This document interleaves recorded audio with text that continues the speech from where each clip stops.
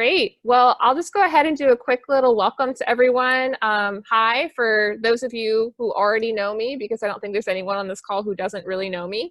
My name is Haley. I'm the program coordinator for TechGirls, and I focus on the Middle East, North Africa region. Thanks for the support, Hayot.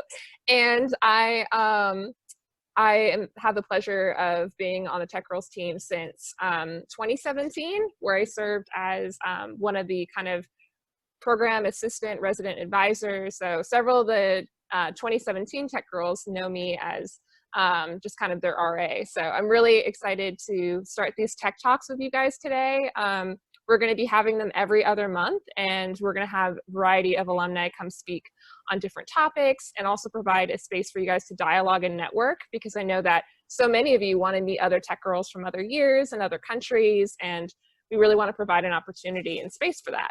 So I'll go ahead and let Bernie introduce herself. Yeah, sure. Hi, guys. My name's Bernie. It's short for Bernadette Lamontagne, which is really massive. It's like Bernadette Lamontagne. That. So you can just call me Bernie. Instead, I'm also a program coordinator for TechGirls, and I jumped aboard. Thanks, Tama.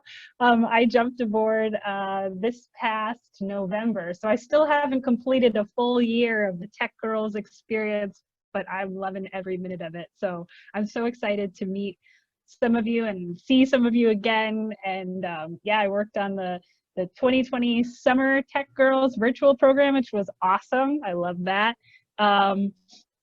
And let's see, yeah, my background is in international exchange. I also completed a PhD in political science, but I decided, like, through experiencing these programs, I'm like, this is what I love. I need to do this. So yeah, as soon as I finished, I was like, okay, now I'm going to do my passion. So I'm here. So Haley, do you want to do we want to just talk about like what sort of the overview is for today, or? Sure. Dana, maybe if you want to go ahead and introduce yourself. Oh, yeah, of course. We have Dana here. Tell us your cool background, because she's been all across the Middle East too and has had tons of Arabic experience. So if you want to talk to her in Arabic, she'll have a much better conversation with you in Arabic than me. Yeah. Hi, everybody. My name is Dana Slayton. I am currently a junior at Cornell University. I live in DC. And I am an intern at Legacy this semester. I'm very excited. I'm on the Tech Girls team with Bernie and Haley. They're my supervisors. My background is actually in applied linguistics, and specifically applied Arabic linguistics. So I study pedagogy and techniques for teaching Arabic as a foreign language. That's my passion. I love it so much. It's taught me so much about the world, and I've met so many wonderful people through the language. I spent a year living in Morocco before I started college, studying Arabic there in Rabat. So if there's anybody here that's from North Africa and wants to speak Darija with me, please do. I miss it so much, because now all of my coworkers and people I work with are Egyptians. So I don't get the chance to speak that dialect as much. Salam, Bernie. I'm really excited to be here. I do a lot of social media with Tech Girls, so I'm like manipulating your pictures a lot and reading about all of the amazing things you're doing and writing captions from them. So I'm very inspired by you guys' commitment to community and to everything that you do. So it's great. Thanks, Dana. Well, I'm going to go ahead and just share my screen just really quickly. I'm sure you guys are amazing and already know the agenda, but just so you have a sense kind of what our schedule is today. We just did kind of the Tech Girls Welcome, and as you know, this Tech Girls Talks is really to focus on you guys getting to know each other, as well as hearing about the amazing experiences from other Tech Girls. And Bernie is going to review a little bit about the speakers, and then we'll hear from Asma and Samyukta and have plenty of time for Q&A and discussion and networking. And as my 2020 Tech Girls know, that we always have to take picture screenshots. So please stick around to the end if you can, because we want to get a picture of all of us. Maybe we'll do it after the speakers, just so that we can have, in case some people have to go, because I know with the time difference. So maybe we'll do it right after that. But yeah, Bernie, if you want to go ahead and introduce our speakers.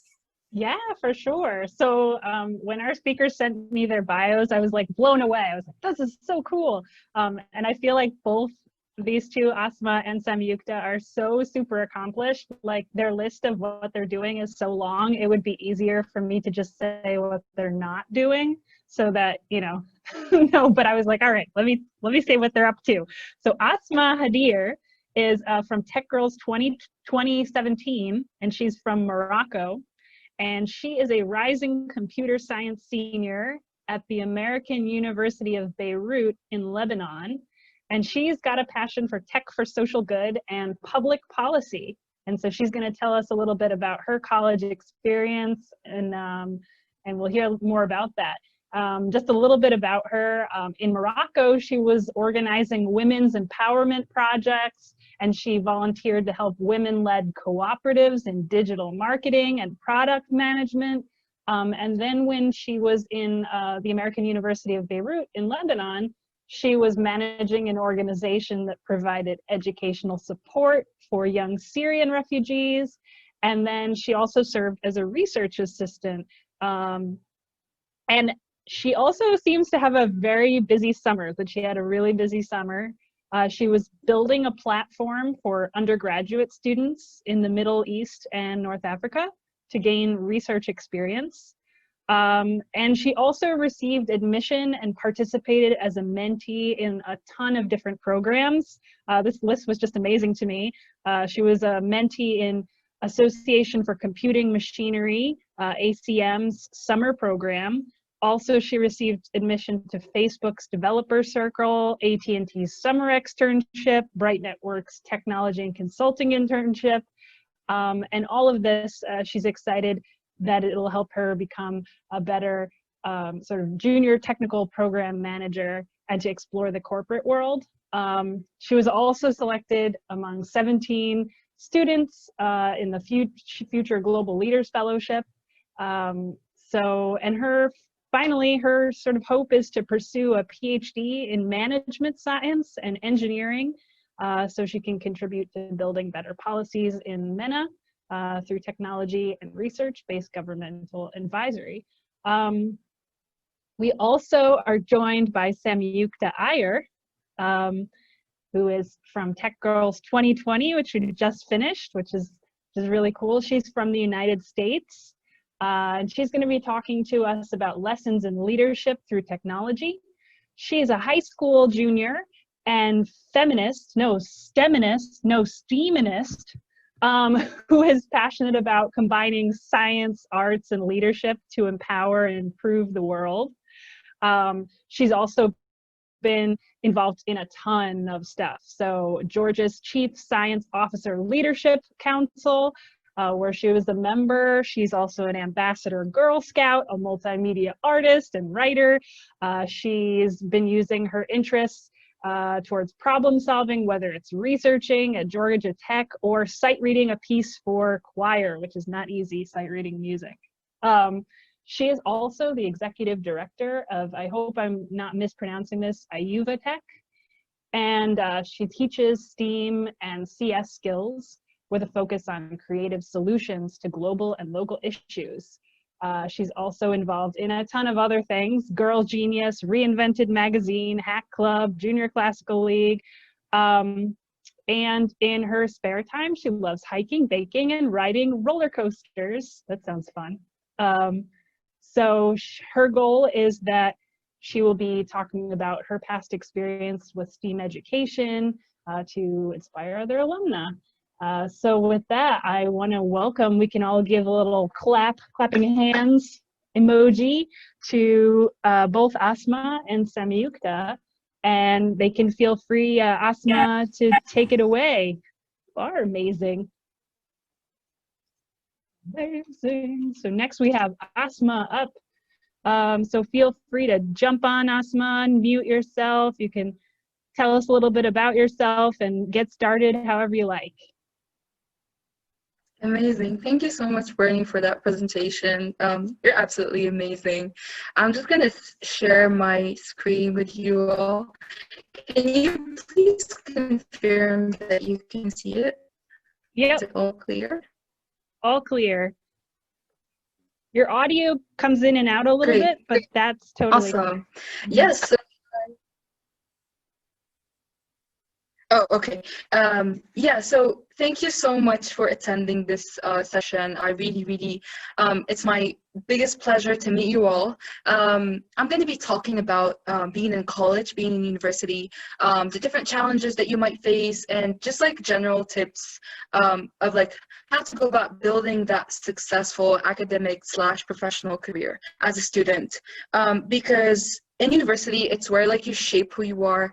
It's where you build those professional capacities that prove that you are someone who's capable of like doing a lot when they graduate. So you don't want to be just someone who just walks to university and they just take lessons and they just go back home and they study and then they take exams. Like, no, you want to be an active student who's trying like to explore all of their paths. A little bit about me. As Bernie mentioned, I'm studying computer science at the American University of Beirut. I was fortunate enough to receive the MIPI to More Leaders Scholarship in 2018. Also a mentor for new coming students in the scholarship. So if you are interested in applying, I'll definitely like leave it also to ask me questions in Q&A. But yeah, I would love to help you all. I also was a tech girl in 2017. Also at the American University of Beirut, I'm a member of, there is this council for scholarship students. Or you can call it like a first generation students council, where we like talk about representation on campus, how we can help like those students who are like first generation, who don't have access to different things, and how we can just like help them throughout their academic career. I'm a fellow at the Future Leaders Foundation, or as newly named Fortis Fellowship. I've been a product management trainee or intern at the Facebook Developer Circle in Beirut. And as Bernie mentioned, this summer I've been working on founding MENA Research Lab to empower undergraduate students in the Middle East and African region to break into the research world. Yes, so university is a pretty big world. It doesn't only involve exams. It doesn't only involve having to stay in the library till like 4 a.m. or like 5 a.m. in the morning, having the class at 9 a.m. It's not that crazy, but it can get that crazy. It's a lot of things to handle, but I just listed just general things called the college manifesto, as they call it, at least in EUB, on how to go about like managing your college experience. These kind of like might sound like they're very obvious and like duh, like you're gonna have a lot of duh moments a lot, but it's like you cannot emphasize enough on these things. So the first thing that I'm going to talk about is definitely like try to stay organized. Do not leave things to the last minute. Even like if you have a homework and the professor give you a week, like they give you a week for a reason. It doesn't mean that you have like a long time to do it. Just like try to prioritize and organize your time. One of my professors once told us this really weird thing that kind of resonated with me, is that do the things first that are least of a priority, because you know that you're actually going to do those things that are like really important, and that way you don't really like, you do the important things, and at the same time you do the additional things that also give you that sense of satisfaction and achievement that you are going beyond what you're asked to do. Second thing is definitely try not to skip classes. It's a really bad thing. I've done it in the past. I'm not really proud of it, but it's so bad. Like, it's really, really bad. Do not do it. Third thing is something that I personally do is whenever I have a course before that the semester starts, I go out there and go to Google and like search for courses, the same course material, but like taught in other universities. And like I gather all of these resources and I'm just like, yeah, I'm gonna ace this course. You know, I have a lot of resources, but having a lot of resources does not necessarily mean that you actually like is like enough things for you to do well in that course, because actually you're going to be overwhelming yourself, because it might be the same materials. Like it might be, for example, MIT and like UB are teaching like computer architecture, but they're actually teaching them like in a different way. So it actually happened to me. So I went there and I Googled computer architecture and I found like MIT is given, like they kind of like just kind of all like put the material for the course on Google on their page, and I was just like studying from it. But when I went to review my teacher's material, I was just all over the place because the timely structure is not the same. The teacher taught us a specific thing before another thing, and that course they taught this thing before the other. So I kind of just got really. Oops. Looks like we just lost Asma. Oh no. Oh no. Well, while we're waiting for Asma to come back, just start thinking about, if you have any questions, anything resonating with you, or experiences you've had. Oh, here she is. She's back. Yeah, Oh, I'm not sure what happened there. oh yeah. Sometimes it's the connection. If you want to like turn off your camera, sometimes that improves the speed of other things. Okay. Yeah, I think I'm gonna do that. Okay. Yes. Okay. So let me go back. Yeah, no problem. Yes. Great. As I was saying, definitely do not overwhelm yourself with like external course resources. My tip on how to go about like studying and preparing for your courses is definitely always start with your professor's material.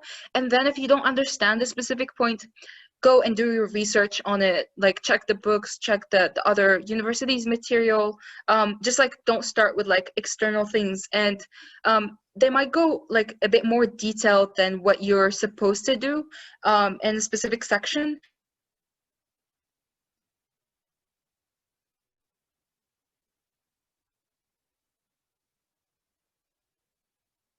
I think she got booted out again. What's going on, Zoom? Oh no. Wow, I don't really know what happened. I mean, the connection doesn't seem like bad. Yeah, no worries. If you have to jump on a couple more times, it's all right. Yeah. I'm thinking probably we're best without the screen share and without the video so that at least your audio keeps coming through. Okay. Yeah, I can do that. I mean, I'm gonna share with you this presentation after the call anyways, because it has listed some resources for you guys to just have a look at them. But yeah, like I think the last point that I was talking about is just like external material on how like to study. Definitely start with your professor's material, and then if you don't understand like a specific concept or section, you can go out there and do like your own independent research. And that's all for you just not to be confused. The fourth thing that I want to talk about is exercising. Now, this one seems like really like a big, huge cliche, but honestly, exercising this summer helped me a lot stay focused. Stay kind of like, I feel like I have this goal, I'm empowered, I'm powerful.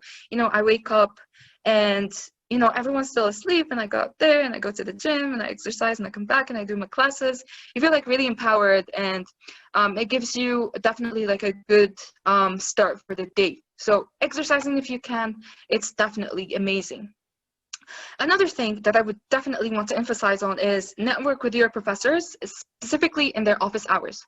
So if your professor, if they have like office hours, please like go to those hours, because even if you don't have like a question about the material, it's like just what I do is just I try to come up with a question. Like I have to have question because I know how much professors are very, very resourceful. I can give an example. So in the university, we have the work-study program. So like you can study and at the same time like work on campus. And as a scholarship student, I'm not allowed to do it. But this professor, I would always, when she taught me this course, she gave me advanced algorithms and data structures. I can't really remember, but I would always go to her office hours. And she was like the single only woman in the computer science department. So that was another thing where I was really, really like, I wanted to hear from her. I wanted to hear from her experience. And I would always ask her questions, whether they're related to the materials or whether they're related. At that time, I was interviewing for software engineering roles. So I would always go and reach out to her and tell her, oh, hey, like professor, I saw that this internship position, they say we require this knowledge in this specific like skill. how would you recommend that I go about like learning this skill? Like, do you think it's really important for me to master this concept, or do you think I should be doing this other thing? So she was extremely resourceful. And because she saw that I was really motivated and I was like someone who like I go beyond like doing homework and just like participating in class, this summer she reached out to me to be like her research assistant. And honestly, like it's been my dream to do like research, and although like I'm not eligible for that program, but she accepted me to do it with her. And she definitely made it like an easy process for me. And like now this last week we started working on it, and it's a really cool project. So definitely please like network with your professors, because most of them before going to academia, they most probably had like worked in the corporate world, or like did some really cool stuff that you really want to know about. And they have a lot of connections, they know people, they have resources, and they'll never ever tell you those or like provide you those resources if you do not ask for them.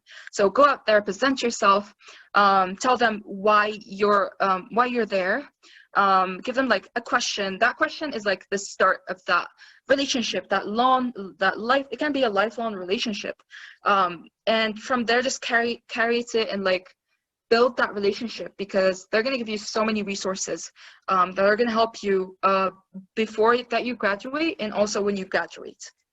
Another thing is definitely ask questions. This is obvious, but honestly, from my experience, I think before like going to TechGirls, I was kind of a really like a big introvert. It would be really hard for me to like talk and get to know people, and just like I was so inspired by how much vibrant, how much very enthusiastic my fellow 2017 Tech Girls were.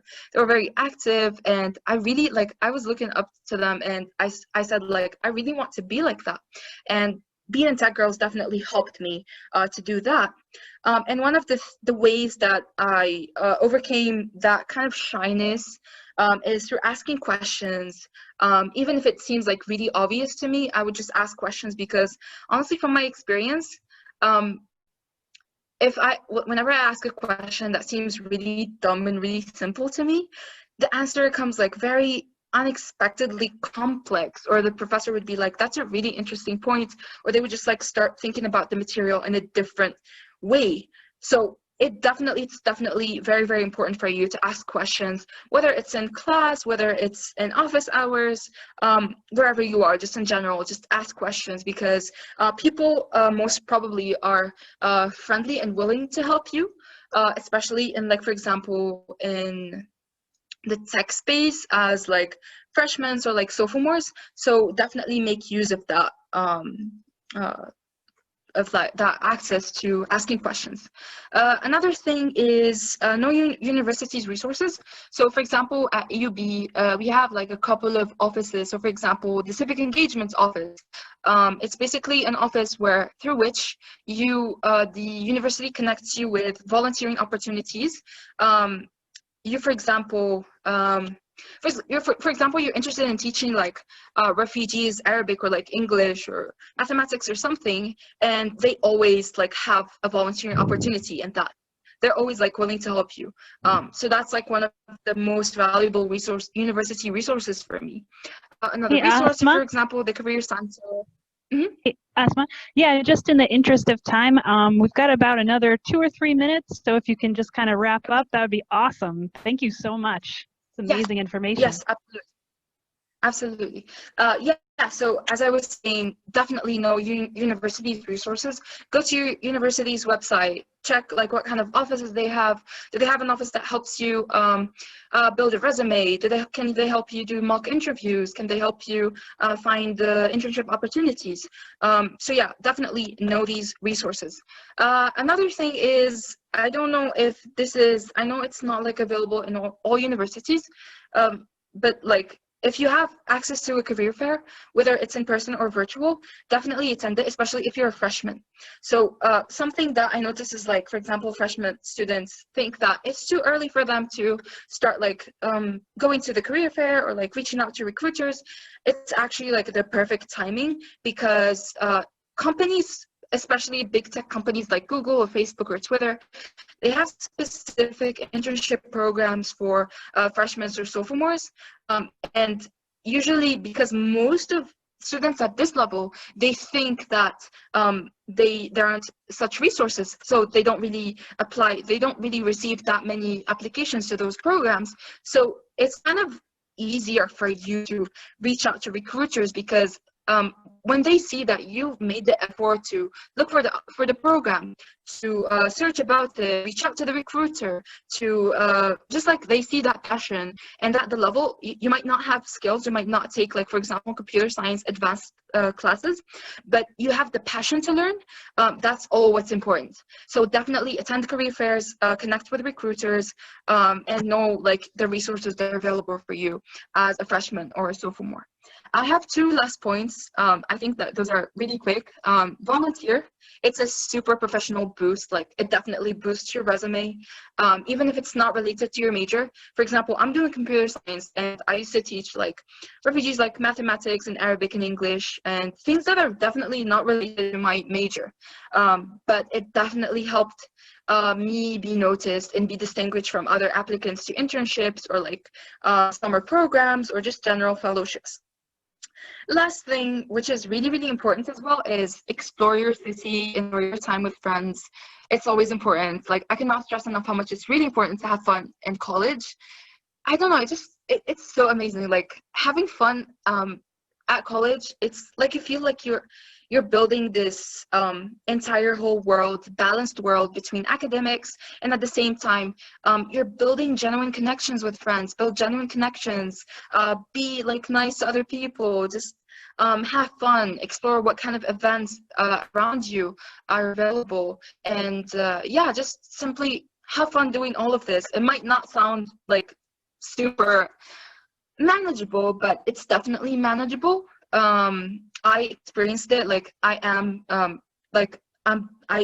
reached a point where I feel like I am balancing most of these things.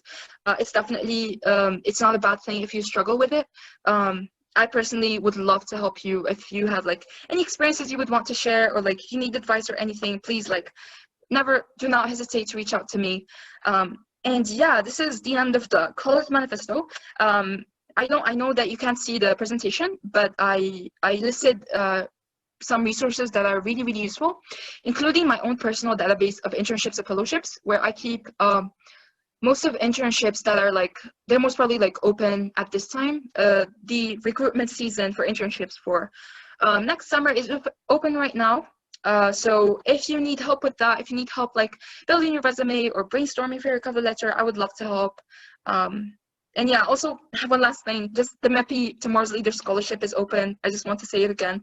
So please visit the page, check the program. It's so amazing. Like, it's incredible. It's an incredible network of amazing, brilliant people. If you need help with the application, if you have any questions about the program, please like ask them. I would be more than happy to help you. And yeah, that's the end of the college experience, but it's not really the end, because for the rest of the presentation, I have like resume and cover letter and personal branding tips. But yeah, as I said, like, I'm gonna share with you this document so that you can have access to it all. Great. Yay, thank you so much, That's Asma. amazing. If you're Yeah. able to attach a Word document or anything to the chat, feel free to do so. If not, feel free to email it to myself and Bernie, and then we'll share it out to the group, whatever works for you, Sounds Asma. great. I know Tama had a quick note she was going to add.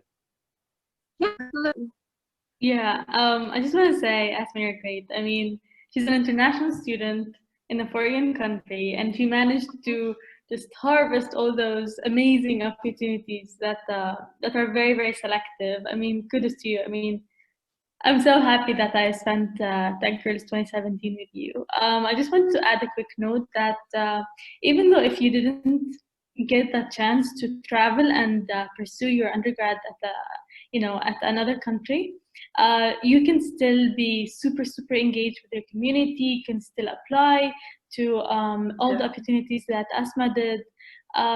Please don't have one, structured path, and stick to it so much that if it did not work, you just, fall apart and and lose hope. Always have, especially with the SATs and the university selecting process. I know Hailey and most of the American girls are really experienced in this. You might have a very easy university that you're sure that you will get in, but the selection process does not go as planned. So you really need to have so many backup plans. I personally wanted to pursue my undergrad in the US, but things happened and I couldn't have a gap year and have the SATs and the TOEFL in time. So I ended up going to a near university in Palestine. But I'm so happy that I pursued this because I can help so much more from here. I can be connected to all those amazing girls doing so many different things in other countries and have branches. For example, the research lab, I can have a branch in my own home country where I have already a lot of network. So just to keep it short, I know I've talked a lot. Don't lose hope, especially with the university and undergrad stuff. It's really tricky. You can never really know what will happen, and the majors as well. Don't have one strict major and that's it. I'm studying international relations and computer science, and I'm literally doing everything in between. And I would not have, I wouldn't know that I would do that if I were, when I was 18. I wanted to go into robotics and stuff. So you're already here, ready to connect to us. I mean, you have an amazing network and support system. Use that. Feel free to reach, I think, to any of us, and we will be ready to answer any questions you have. Asma, again, looking forward to the next talk, and thank you guys. Thank you, Tama. Thank you so much for that note. That's great. And Asma just put in her LinkedIn in the chat. So if you guys have LinkedIns as well, feel free to put them in the chat as well. We do have some exciting news that we're going to be having a Tech Women and Tech Girls Club LinkedIn group launching next week. So you guys can all join that so you can get connected to Tech Women and Tech Girls from all around the world.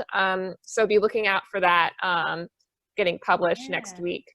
So without further ado, we'll hand it over to Samyukta and her amazing galactic background. Great. Yes, I'm coming to all of you live from space right now. I'll get my PowerPoint up.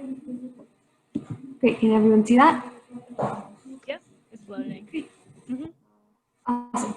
So, hi everyone, my name is Samyukta. I am a tech girl from this past summer, 2020, Helping Hands Pathway Forever. I think I have actually quite a few of our my other cohort girls here, which is really nice to see. Hi everyone, I hope you all are doing well. Apart from Tech Girls, I'm also the founder and executive director of an organization called UvaTech, which I started last year, basically to empower, educate, and engage youth and younger students who are underrepresented in technology and give them a voice and give them technology and STEM as a tool to make change and to solve issues in their community. I'm also the leader of the Atlanta Mask Project, which during COVID-19, we've created over 1,500 masks to give to different hospitals and healthcare centers and things like that to help support the local community during this pandemic. So today we're going to be talking a little bit about what I learned from one of the major experiences I had with organizing. I did an event called a Hackanar, which is a combination of a hackathon, which is like a tech competition, and a seminar last year. And because it was a very milestone event for me, I also learned a lot from it, and I'm talking a little bit about that today. So before we get started with that, I have this quote by Mae Jemison, who was the first female African-American astronaut, and she said, "Don't let anyone rob you of your imagination, your creativity, or your curiosity. It's your place in the world. It's your life. Go on and do all you can with it and make it the life you want to live." So for those who don't know, Mae Jemison was a major trailblazer for a lot of women of color in STEM. And she really showed the whole world that, we can do anything that we want to, that we set our minds to.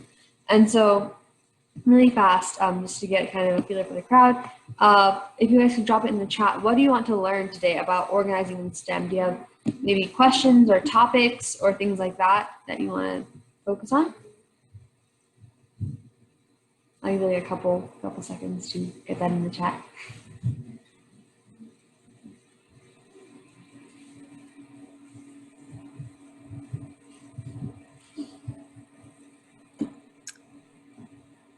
It looks like Lena from Algeria raised her hand. Oh, go ahead, Lena. I didn't see people raising their hands. Go ahead, you can speak.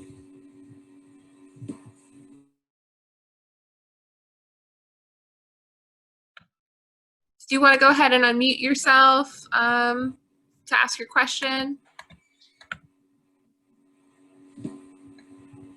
Yeah, so I wanted to ask you about how did you have this idea about creating your association, and how did you get the means to create it, and to bring people around you to be able to create this community you have right now? Yeah, great question. So basically, I was sort of involved in a few different organizations related to STEM in middle school and early high school. And then I'm a Girl Scout, which is, I think, similar to Girl Guiding in like the other countries. And so as part of that, we have something called the Gold Award, which is like a big kind of final project that you do as a Girl Scout.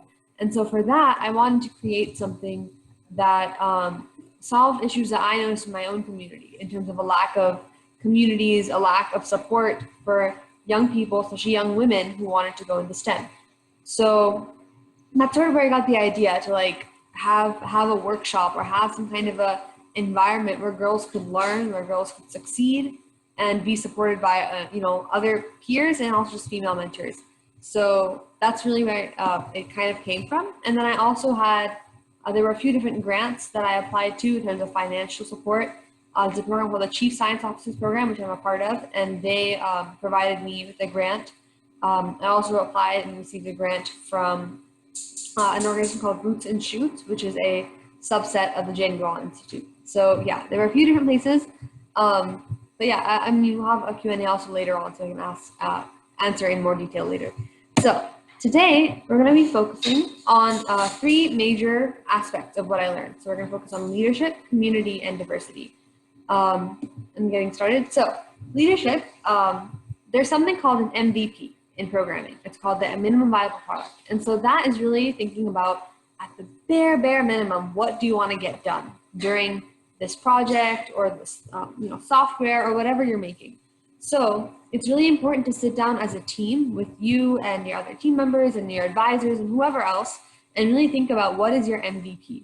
So it's going to be both aesthetic, meaning like, oh, when someone walks into your event, what do they see? Are there posters? Are there mentors? Are there, what is it like? And also abstract. So not like physical things, but more about, okay, what do they learn?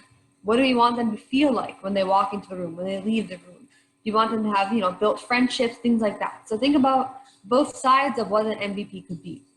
And then this also needs to focus on your ultimate mission. So what is your goal with this? And this also leads into our next part, which is setting SMART goals. SMART is an acronym that stands for specific, measurable, attainable, relevant, and timely.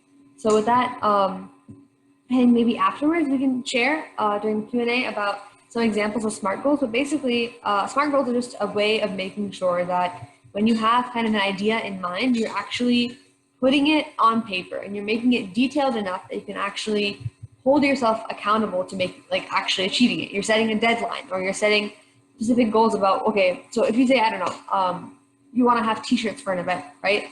So just like make t-shirts is very broad. It's hard to really achieve. So you want to say, okay, make 20 t-shirts by 2 weeks from now, or and make sure that it's relevant, right? So do you actually need t-shirts for your event?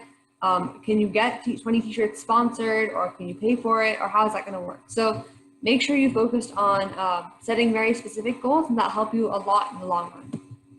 So now, once you have your goals in mind, you can get started on actually making your goals a reality.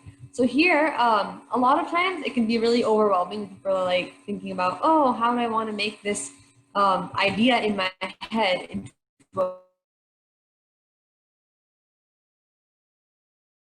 a physical event. So he's like Google Drive, so that's Google Sheets or emails or forms or docs or all of that.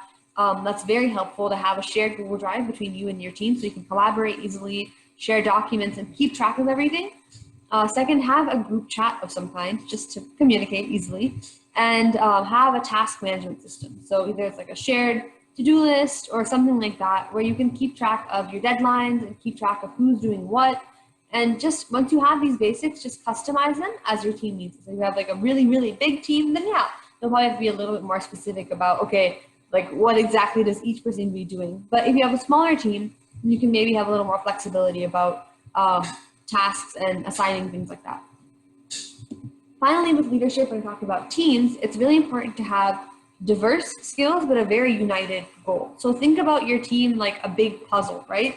Each person is a piece of the puzzle, but you can't have like all of the exact same pieces. You can't like finish the puzzle. So it's important to really think about investing your time and energy into finding really good people who are passionate about your mission, and they're in it for the ultimate goal, and they really share your goal in that sense, but they also have different strengths. So maybe you're really good at public speaking, but you need more practice with organizing partnerships, right? And maybe you have a friend who's really good at organizing partnerships, but they're not very good at maintaining a website.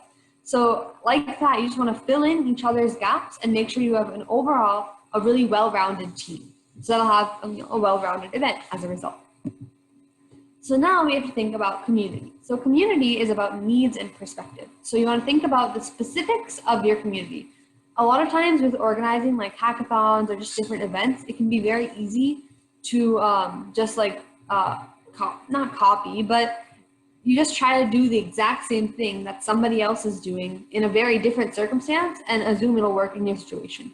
Like if I am teaching a workshop in the US for 20 fourth graders, it's going to be very different than if you were teaching a workshop in Morocco for 100 high schoolers, right? So those are circumstances that are really different. If you think about what is directly relevant and important or major needs that are relevant to your community and how can you address them. And here it's also really helpful. If you're not part of your target audience, reach out to them. So I'm not a fourth grader or a fifth grader. So in that case, I have to reach out to these people and research and think about what makes sense to them, what resonates with them, what's fun for them, that also gets the overall goal accomplished. So then once you have your ideas in mind, this is a specific, I guess, method of making these revisions to make your event as good as it can be.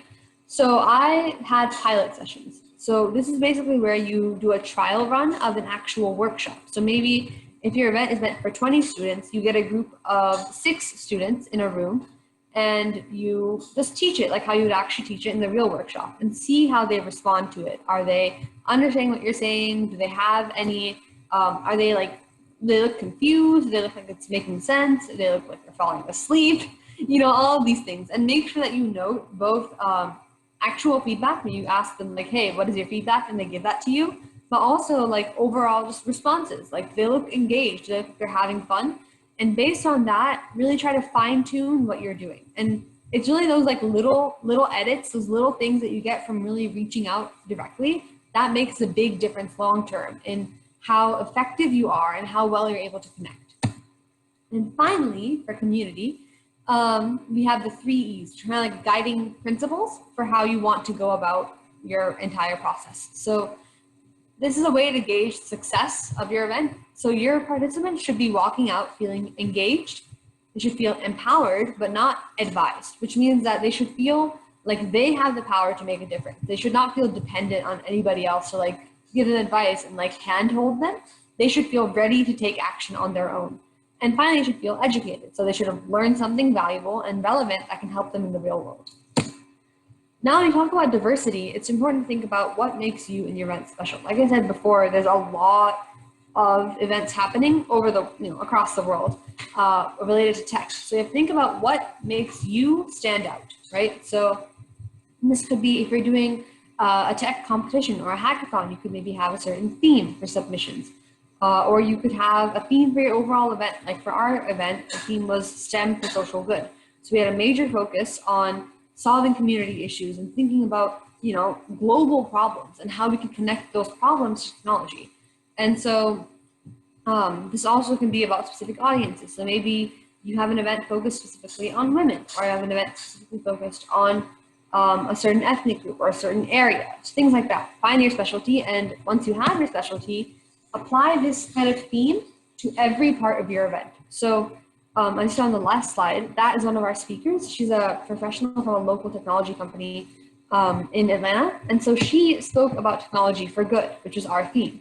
So you want to get that theme and connect it to your speakers, to if you have workshops or curriculum. You really want to make sure that you have a sense of continuity. Because even if you have multiple aspects to your event, this theme will really tie everything together, and also make it a much more focused experience for the participant, and much more focused planning for you. You won't get like sidetracked by, oh wait, do you want this person or do you want this really cool curriculum? Like to stay clear about where you want to go and the message you want to convey, and that'll help make it a lot easier. And finally, sort of linking back to our first idea of leadership, it's important to have representation on your team. So in terms of diversity of both thought and background, this can be really important for logistics, making sure that everything's accessible. You have all the materials you need to make your event as inclusive as possible. Because I think we all know the reason why we have programs like TechGirls and Tech Women and just overall is because there is such a big gender gap, race gap, opportunity gap in technology. So you want to make sure that with your event, you're going beyond what may just seem obvious or like convenient. Really go to the places where they don't have a lot of technology education. Go to the schools that don't really have really strong science programs. Find these kids who need your education, your program the most, and make sure that they're the ones who are, well, they're also being included in what you have to offer. So overall, when you combine leadership, community, and diversity, we get events that truly spark progress and innovation. So thank you guys so much for listening. This is really great. I love speaking to all of you. If you ever want to reach out or get in touch, my contact info is on screen. You can find me on LinkedIn or Instagram or Twitter or email. And that's the contact information for my organization, Yuba Tech. So thank you, everybody. Yay! Thank you so much. That was amazing. Thank you so much, Samyukta. I am so impressed by you. I was going to Jonas Brothers concerts at your age, so I am just really so impressed at your organization skills. You are amazing. I love it. Thank you so much. If you also, Samyukta, want to put your presentation, if you can attach it as a file to the chat, I'm also going to send out both presentations after our Tech Talks conclude today. So thank you all so much for all these great presentations and just your incredible wisdom and feedback. Yes, and feel free to add your LinkedIns if you want to the chat. Thank you so much for doing that. I want to transition now to our Q&A. We have a couple of questions that already came through the chat that we'll just read through, and then if we have time for other questions, we'll take those as well, because we want to give you guys plenty of time to hang out in breakout rooms. So the first question we have a few questions come in earlier for Asma. One was from let's go back to the top. One was from Rabia. Was why did you decide to apply to this specific college? So for you, Asma, that was American University of Beirut. You want to go ahead and Yes. Yeah, absolutely. Okay, so part of it, I would say 50% because it's like a full scholarship. So it was really important for me because it was really I really wanted to study abroad, but at the same time, I wanted like a full scholarship to do it. And it came like a perfect opportunity. And like I knew the scholarship before that I knew the university. So when I got to know the university,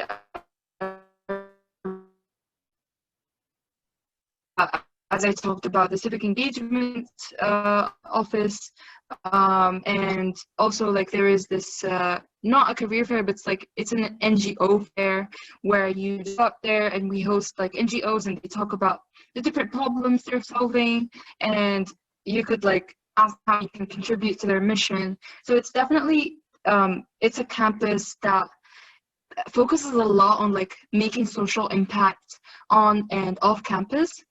And honestly, for Lebanon, it's a really interesting, I thought it would be a really interesting place for me to grow during university because it's super diverse, especially my campus. It has students from literally all around the world, like Americans, Australians, like I think I was like the first Moroccan to be there, maybe.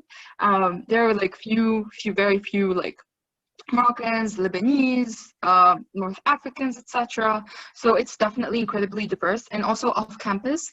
I would say it's a pretty like diverse country. They have really interesting infrastructure. They support a lot undergraduate students. There is what they call the Beirut Digital District, where you have, it's like a big co-working space where there are like so many startups, and you just like get to go and walk there and just like just understand what people are working on.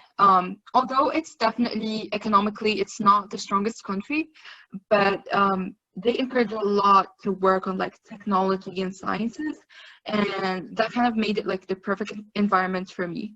So yeah, I think all of those reasons were combined. Yeah. Oh my gosh, that's wonderful. Thank you, Asma. We had a question from Lena from Algeria asking if you got any scholarship your first year or also after those years too.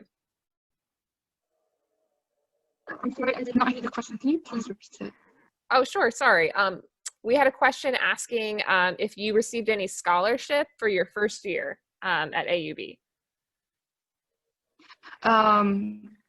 So like, did I receive a scholarship for my first year at AUB? Or just for so it's for the entire it's like for 4 years. But my program is, because I was admitted as a sophomore, so my program is 3 years, but I have the right to go like up to 4 years if I want to, like maybe I want to take like 3 courses this semester, 5 courses the other. So it's like up to 4 years. Yeah, it's not like first year only, it's like the entire university. Awesome. Congratulations for one. That's wonderful. Yeah. Another question that we had from Rabia was, what was the most challenging for you during university so far? Yeah, honestly, I think something that Samyuka talked about is like diversity and representation. So with the diversity that comes on my campus, there comes people who might not be very appreciative of diversity. They're kind of, I would say, very culturally eccentric. And it's really interesting to go engage in those conversations to try to explain to them why, for example, their acts might be not very friendly, not very welcoming to people from different backgrounds, might be a bit like racist. Like it's just very interesting to just have those encounters. I personally never had those encounters, but it's just continuously trying to educate those around you on the importance of being inclusive, of maintaining the diversity and on campus. Another thing that was challenging for me is like the thing is that I speak Arabic, like Moroccan Arabic, but in Lebanon they have a different type of Arabic. So when people see me, because I'm visibly Muslim, so when people see me, they know that I come from an Arab country, but so they assume that I'm Lebanese. So they start talking in Lebanese, but I don't really understand Lebanese. So it's really frustrating when I start talking in English, because I just get confused, and that was when I wasn't familiar with the dialect. And then I became more familiar with it. I can speak it. But yeah, I think those are like the 2 challenges that I faced. Also, just like another thing is learning all of the tips that I listed before, that I talked about. Not leaving the things to the last minute, you know. I kind of like that entire shift from going from high school to university. I had to go through a lot of experiences to learn all of the things that I'm practicing right now. So it was challenging to kind of reflect on those experiences and say, oh, actually, this is how I'm supposed to get my work done. I shouldn't be doing it this way. So yeah. Thank you so much. Let's ask a question for Samyukta, and then we'll kind of keep going back and forth. This is a question for Samyukta. If someone wants to organize a club or group or organization at school, what would you say is the very first step? Honestly, I would say figure out what your purpose is and find people who have that purpose as well. Because honestly, like for example, at my school, we have a lot of like administrative stuff you could do to get a club started. So it's very important that when you're signing up for all of that kind of work, it can get a little irritating. Like, wait, I just want to get to the actual club part. You know, it can be a little tedious.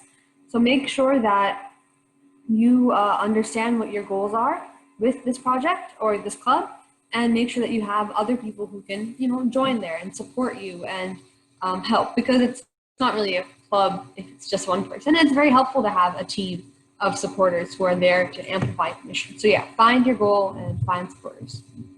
Thank you, Samyukta. That's awesome. Great advice. Question from Kauthar from Morocco. Question for Asma. Her question is, do I have to study in a university abroad to be eligible to apply for Fortis Society? No, not really. You don't have to. So for the Fortis Society, you have to be like a first or second year university student.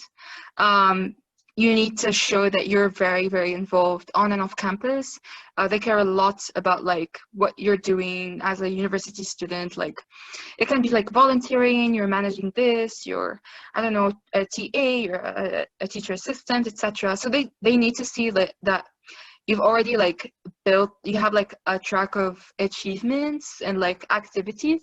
You need to have like good academics. They don't really care that much about like your GPA and all of that. But like it's good that they see that you are both dedicated to extracurriculars and also school. Yeah, like you don't have to study abroad. You can be just studying in a university at home and apply. To be honest, I think this year there won't be applications. They sent us an email. They're transforming the entire structure of the organization. I think they will open them. They usually open around November, October, and they close in like maybe April. But maybe you can check like next year. I'm pretty sure they'll open. Thank you. Another question for Asma from Lena from Algeria. Any tips on applying to universities abroad?